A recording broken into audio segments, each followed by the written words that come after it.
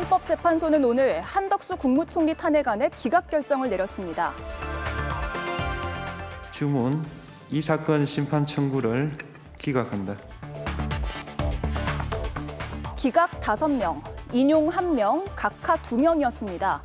본안에 대해 판단한 6명 모두 계엄과 관련해선 직접적인 판단을 내리진 않았습니다. 한대 행이 적극적 행위를 했다고 인정할 만한 증거가 없다고 봤습니다. 다만 재판관 다수는 헌법재판관 임명을 하지 않은 게 파면에 이를 정도는 아니라고 봤지만 법 위반임을 분명히 했습니다.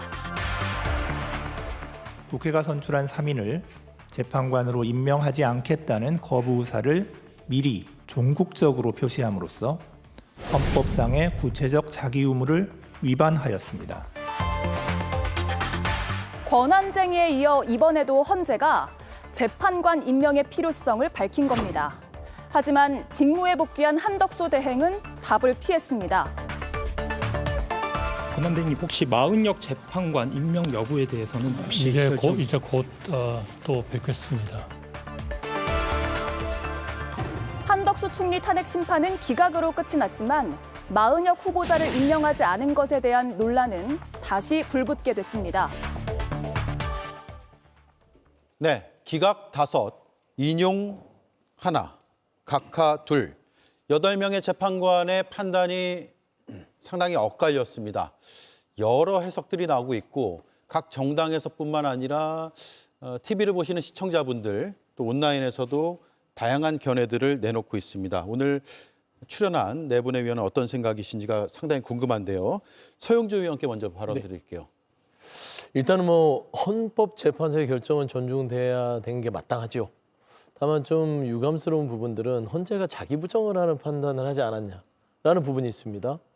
헌법재판관을 권한대행이 임명하지 않을 때는 헌법 위반이라고 적시를 했고 그럼에도 불구하고 중대한 파면으로 또 결정하지 않았습니다. 예.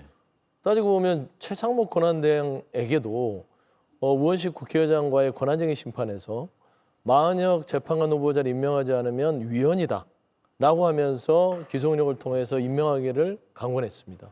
근데 최상목 권한대행은 20 며칠째 지금 안 하고 있죠. 근데 한덕수 권한대행 자체도 똑같아요. 3명에 대해서 이거를 여야의 합의에 있어서 임명하지 않은 부분은 위헌이라고 해놓고 나서는 파면을 하지 않으면 그러면 돌아가서 한덕수 권한대행이 또 마은혁 재판관에 대한 그 위헌적 행위를 계속한다고 하면 그러면은 이 헌법에 대한 수호 의무 자체가 굉장히 역설적이지 않습니까? 권한쟁의에서도 위헌이라고 했는데 이 위헌 상황에 대해서 한덕수 국무총리에 대해서 파면 조치를 안 하는 거. 여러 가지의 사안들이 한 5가지가 있다 하더라도 한 가지만 위헌이면 위헌을 통해서 파면할 수 있거든요. 예. 그런데 그 자체를 부인해버리고 돌렸다는 것은 이게 헌법 수호의 의지가 있는지 없는지에 대한 헌법재판소의 좀 애매모호한 판단이지 않았냐라는 점에서는 좀 아쉬움이 크다라고 좀 지적하고 싶습니다. 예, 자기 부정이고 아쉬움이 크다라는 말씀이고요. 전 5가지로 이제 그 탄핵 절차가 진행됐는데 2가지 있어서 저는 굉장히 눈여겨봤어요. 하나는 이제 한덕수 총리에 대해서 권한대행에 대해서 적극적으로 계엄에 참여를 했느냐, 예. 그걸 이제 국무회의를 적극적으로 소집했느냐, 이것이 쟁점이었잖아요. 근데 그 부분에 있어서는 한덕수 총리가 그런 것 같지는 않다. 따라서 그 부분에 있어서는 기각이 맞다라고 나왔던 그 부분. 을 좀 눈여겨봤습니다. 그거는 왜 눈여겨봤냐면 결국에는 그게 이제 윤석열 대통령의 탄핵 심리와 관련해서 어떤 영향을 미치냐에 가장 관심이 가기 때문에 예. 그 부분을 좀 눈여겨봤고 또 하나는 이제 그 2명이 각하를 내렸잖아요. 정영식하고 조한창 재판관이. 근데 그 부분이 이제 정족수 미달, 즉 대통령은 아니지만 선출된 대통령은 아니지만 대행도 대통령으로서 대통령으로 봐야 된다라는 예. 의미에서 정족수 200표가 필요한데 151표로 진행을 했다는 부분에 있어서 각하다. 따라서 최소한 2명이 이 탄핵의 절차상의 문제를 언급한 거잖아요. 그래서 그것 또한 대통령 선거에 있어서 어떤 영향을 미치진 않을까. 예. 하나의 개봉박두는 아닐까. 그런 생각도 좀 들었습니다. 예. 구체적으로 그러면 오늘 선고 과정과 결과가 윤석열 대통령 탄핵 심판에 어떤 영향을 줄 것인가? 혹은 미리 좀 알아볼 수 있는 어떤 힌트가 있는 것인가? 이 점이 궁금해지는데 김보엽 위원은 어떻게 보셨습니까? 원래 한덕수 총리 선고기일이 잡히면서 윤석열 선고기일도 임박한 거 아니냐 이런 해석이 많지 않았습니까? 그 이유는 한덕수의 탄핵 사유 중에 비상계엄 선포를 둘러싼 앞뒤에 한덕수의 행적 등이 포함됐기 때문인데요. 그래서 당연히 이 비상계엄 선포, 윤석열의 행위가 위헌, 위법하다라는 판단이 나올 것으로 기대를 했습니다. 예. 그런데 오늘 헌법재판소가 낸 보도자료와 판결문을 보면 의도적으로 그 부분에 대한 판단을 배제했다라고 볼 정도로 언급이 없습니다. 그래서 판단을 의도적으로 하지 않은 건지, 즉 윤석열 선고를 앞두고 그것을 감춘 건지 아니면 재판관들이 그에 대한 판단, 의견이 모아지지 않은 건지는 알 수 없습니다. 예. 일부 판결 대목 중에서 그런 대목이 있긴 합니다. 비상계엄 선포에 절차적 정당성을 부여하기 위하여 한덕수가 국무회의를 소집 건의를 했다. 이런 부분은 해석을 좀 하면 비상계엄 선포가 원래 절차적 정당성이 없는데 예. 한덕수 총리가 그걸 부여하기 위해서라고 해석을 하는 쪽도 있더라고요. 네. 근데 그게 이제 그 윤석열의 위헌, 위법 행위를 과도하게 해석한다라는 지적도 있습니다. 그런데 결과적으로는 한덕수의 재판과 윤석열의 재판이 거의 별개의 것 아닌가. 즉 한덕수 재판의 결과가 윤석열 재판의 예고편이다라고 볼 수는 없을 것 같습니다. 그 판단을 할 수 있는 근거들이 없기 때문이죠. 그런데 오늘 국민의힘의 권영세 비대위원장은 오늘 재판 결과, 오늘 결정 결과를 가지고 조심스럽게 윤석열의 기각 결정을 전망한다. 이런 얘기를 했더라고요. 저는 그게 헛물 켜는 것이라고 생각을 합니다. 왜냐하면 이 판단이 겹치는 게 없었고 윤석열의 위헌, 위법 행위는 전 국민들이 보지 않았습니까? 그래서 달리 판단하지 않을 것이다. 예. 8대 0의 파면 결정을 아직도 의심하지 않는다. 그리고 국민의힘에 권하면 내란수교 윤석열의 대통령직 복귀가 과연 국민의힘에 도움이 되겠는가? 그걸 진지하게 고민해 보시길 바랍니다. 예. 김성일 의원 생각도 들어볼게요. 예. 오늘 헌재의 판단을 한마디로 정리를 하면은 잘못은 있다. 그러나 탄핵에 이를 정도로 중요하진 않다. 이게 무슨 말이냐면요. 탄핵은 파면이에요. 근데 우리가 공무원들을 징계를 할 때 사실 여러 단계가 있거든요. 예를 들어 감봉도 있고 정직도 있고 뭐 경고도 있고 그렇습니다. 근데 지금 한덕수 총리가 잘못한 부분은 탄핵, 파면에까지 이를 정도로 보기는 조금 어려운 부분이 있다라고 이제 헌재에서 판단을 한 겁니다. 근데 이거를 윤석열의 불법 계엄과 연결지어서 생각하는 건 좀 무리가 있어 보여요. 왜냐하면은 이 탄핵의 선고 대상 자체가 한덕수 총리의 직무 행위에 한정해서 하게 돼 있습니다. 예. 특히 이번 거에서 핵심 중에 하나는요. 여러 가지가 있었지만 무엇보다도 헌법재판관, 국회에서 추천한 국회 몫의 헌법재판관 임명을 하지 않겠다라고 했던 점이 이것이 사실은 탄핵 이 소추의 중요한 내용이었거든요. 근데 이 부분은 사실은 마은혁 재판관에 대해서 헌재가 얘기를 한 부분도 있듯이 이건 분명히 위헌성이 있어요. 그런데 이거를 얘기를 하기에 사실 헌법에 언제까지 임명을 해야 된다라는 그 언제까지는 규정이 없다는 거죠. 네. 그러다 보니까 한덕수 총리에게는 시간이 더 필요했을 수는 있다. 뭐 이렇게까지 본 것 같은데요. 저는 개인적으로 좀 그렇습니다. 이 부분을 그렇다고 해서 한덕수 총리에 대해서 이번 기각 결정이 면죄부를 준 것이다라고 봐서는 안 된다고 생각을 해요. 이거는 어디까지나 분명히 잘못은 있다. 위헌한 부분이 있다. 그러니 너 옐로카드 경고다 하지 마라라고 헌재가 이야기를 한 것이고요. 그리고 이번 기회에 이거 관련해서 이 헌법이 이렇게 미비한 부분이 있습니다. 너무 예전에 만들어졌잖아요. 그러다 보니까 개헌의 필요성도 헌재가 간접적으로 좀 이야기한 것은 아닌가라는 생각을 좀 합니다. 예, 앞서 이재영 의원께서 두 가지 점 주목하셨다고 그랬고 정족수 문제, 즉 절차 문제죠. 또 하나 국무회의와 관련된 내용. 그러면 대통령 탄핵 심판에 영향을 준다는 분석이세요? 저는 이것을 별개로 보기는 봐야 되는데요. 예. 이제 아까 말씀하셨듯이 앞서 이게 지금 인용이냐 각하냐 기각이냐 지금 이것이잖아요. 근데 요 판결문을 보면은 기각일 경우는 좀 낮아졌다라고 봐요. 다만 각하의 가능성은 아직 살아있다라고 예. 보여집니다. 뭐 제 뇌피셜이긴 하지만은 사실 지금 정영식 조한창 재판관이 아까도 거듭 말씀드렸지만 절차에 대해서 이 문제 제기를 한 거잖아요.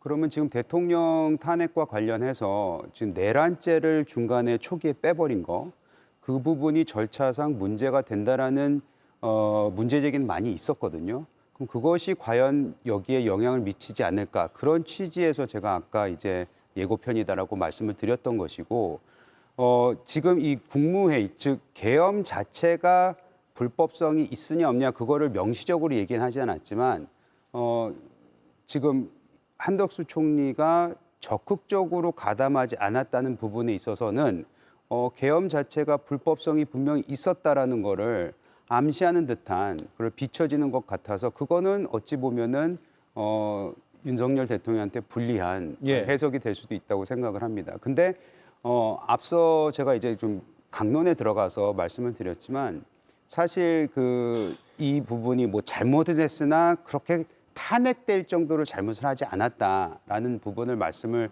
앞서 해주셨는데 지금 민주당이 탄핵을 해서 9대 0이 됐잖아요.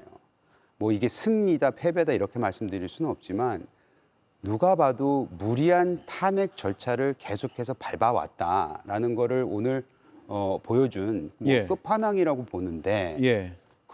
거기에 더해서 지금 민주당은 최상목 권한대행까지도 탄핵을 발의를 해놨단 말입니다.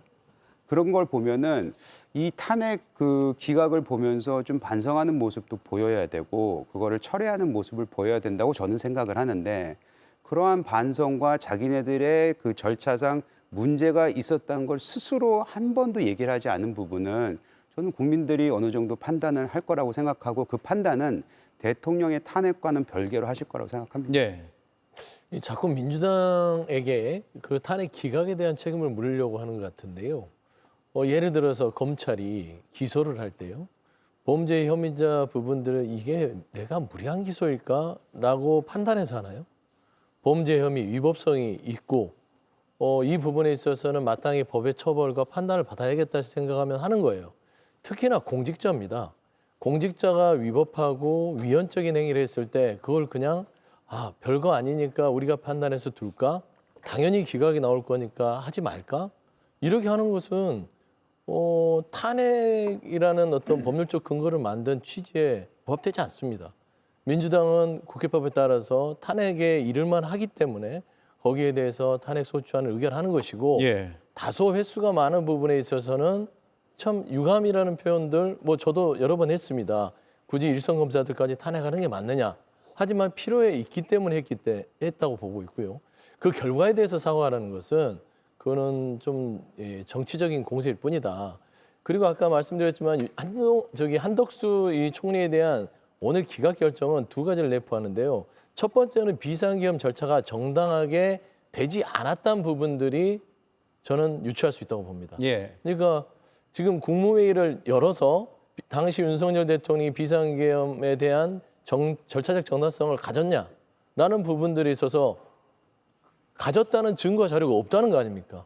그러면 증거 자료가 없다는 거는 절차적 정당성을 가졌다는 어떤 피청구인 측의 증거 자료도 없다는 소리거든요. 그러면은 비상계엄의 요건인 국무회의의 절차적 정당성을 갖추지 못했다는 것이고 두 번째 반대급부로 생각하면 윤석열 대통령이 저지른 비상계엄은 증거와 객관적 자료가 풍부하기 때문에 예. 그건 내란 행위에 준한다라고 판단할 수 있다는 또 입장인 것이에요. 예. 저는 그런 부분들을 읽었을 때는 오늘의 한덕수 총리의 어떤 결정문은 그와 같은 의미에서 윤석열 대통령의 탄핵 심판에 어느 정도 영향을 미친다고 보는 것이고, 두 번째는 지금 보면은 헌재에서 지금 여러 가지 5대 2대 1이라는 다양한 의견이 나왔습니다. 저번에 그 이진숙 방통위는 4대 4였어요. 그 다음에 감사원장은 8대 0이었죠. 헌재가 가지고 있는 전체적인 스펙트럼이 진보와 보수의 성향에 상관없이 그 사안마다 객관적인 판단을 내린다는 측면에서 전혀 윤석열 대통령의 탄핵 심판의 어떤 결정과는 무관하다라는 것도 저는 읽을 수 있다고 봅니다. 예. 그 부분에 대해서 한 말씀만 드리면은 이제 그 누군가 잘못을 했고 잘못했었다고 믿어졌을 때 검찰이 기소하는 것이 당연하지 않느냐. 논리적으로 말이 되죠. 근데 민주당 측에서 얘기하는 거는 그건 좀 어불성설이라고 생각을 해요. 왜냐하면 민주당 같은 경우에는 이재명 대표에 대한 수사, 이런 압수수색, 그다음에 뭐 체포, 뭐 이런 여러 가지 그 검찰의 행위에 대해서 무리한 수사다라고 계속해서 주장을 해왔거든요. 그러니까 이재명 대표가 검찰에 기소되고 검찰이 계속해서 이재명 대표를 공격한다고 얘기하면서 무리하다, 너무 남발했다, 정치 검찰이다라고 얘기를 했으면서 본인들이 조금이라도 잘못된 거, 어찌 보면 많은 사람들이 이건 기각될 건데 왜 탄핵을 하느냐라고 주장을 했을 때 그 목소리는 귀 기울이지 않고 계속해서 줄탄핵을 했다는 그 부분, 예. 그거는 앞뒤가 조금 맞지가 않기 때문에 그런 부분에 있어서는 어느 정도 사과를 해야 된다고 저는 생각을 하고 있어요. 근데 이재명 대표 얘기를 하면 이게 앞뒤가 안 맞는 게, 그러면 한덕수 총리를 민주당이 한 5차례 정도 탄핵을 연속해서 합니다. 그러면은 무리한 탄핵이죠. 이재명 대표는요, 윤석열 정부 들어서 몇 개의 혐의에 대해서 정치 수사를 했죠. 그러니까 보복성, 한 사람에 대해서 계속해서 다른 건으로 압수수색하고 검찰 수사하고 기소하고 출두시키고 재판을 받게 합니다. 그런 게 무리한 수사고요. 이 부분에 있어서는 한 번의 판단을 한덕수 총리가 받은 거기 때문에 이 기각 결정을 가지고 사과하라는 것은 좀 이재명 대표 판단, 그다음에 비교 대상은 아니다. 그런 말씀드립니다. 이재명 대표 같은 경우에는 그것도 맞아요. 한 사안으로 이재명 대표를 계속해서 괴롭혔다면 그것도 그런 비판을 받을 만한데, 이재명 대표는 지금 몇 건으로 지금 기소가 된 거죠? 지금 기소돼가지고 재판을 받고, 재판은 4건이 가고 있지만 13건인가요?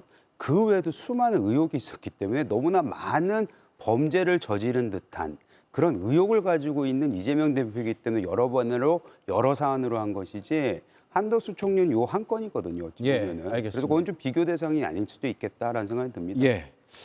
자, 그런데 이런 쟁점이 생겨요. 헌법과 법률 위반 여부에 대해서 5명의 재판관이 40여 후보자를 포함한 3인이죠. 3인의 후보자, 헌법재판관 후보자를 임명하지 않은 것에 대해서 헌법상의 의무 위반이다, 이런 결론에 도달을 했거든요. 8명 중에 5명이면 다수라고 볼 수가 있는데, 이런 결정에 근거해 보면 40여 후보자를 임명해야 되는 것이냐, 이제라도 아니냐에 대한 쟁점이 생길 것 같습니다. 김보엽 의원께 드릴게요. 당연히 한덕수 총리는 직무에 복귀하자마자 해야 되는 일이 위헌 상태를 해소해야 되는 겁니다.